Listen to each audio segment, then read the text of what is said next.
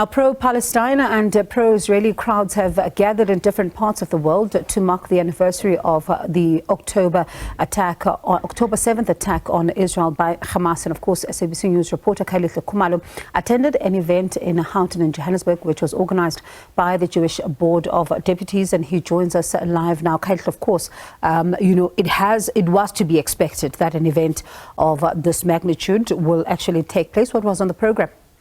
Well, obviously, it was a very poignant event. There were quite a lot of South African of Jewish descent who attended, but also some of the survivors who were caught up in the incursion in Israel, where they were talking about how they had to hide in the shelters. But also, it was a very interesting time because they set up in the park in a setting where they had this garden, like a memorial park, where they had the names of the 101 people who are still kidnapped, obviously calling for the unconditional release of all these hostages and really making a clarion call to the world not to ignore the plight of the Israelis. But obviously this is a very interesting time, especially given how the hostilities continue to heighten in the Middle East. And you speak about, the unconditional release that they talk about. There were also survivors there. What are their reflections a year on?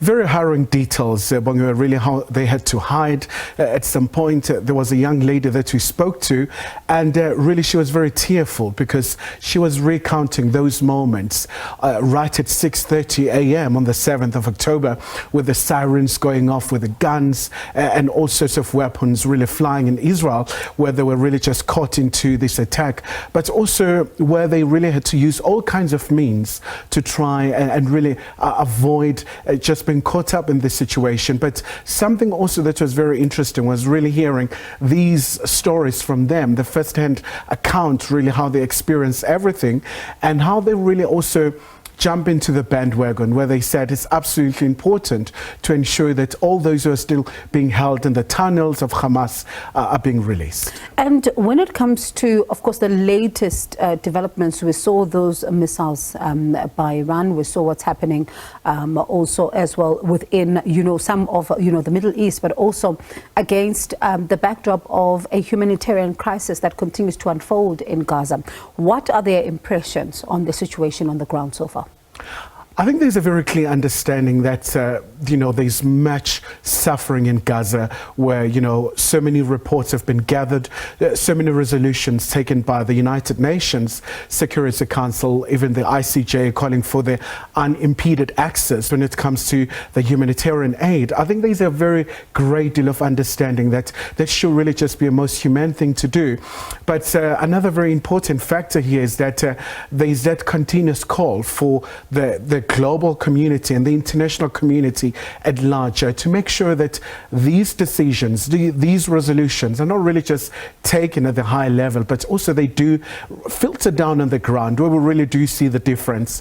And also, I think there was a very great deal of understanding that it's well and good to talk about the ceasefire, but as long as you still have, the very untenable situation, these conditions where also you have Iran also coming into the fray, really just raising alarms for the Middle East. And it also, of course, speaks about, Khayelihle, what happens now as they are all watching the situation in the Middle East, potentially escalate. A number of people saying that a regional war must be prevented at all costs. How worried are they about that fact?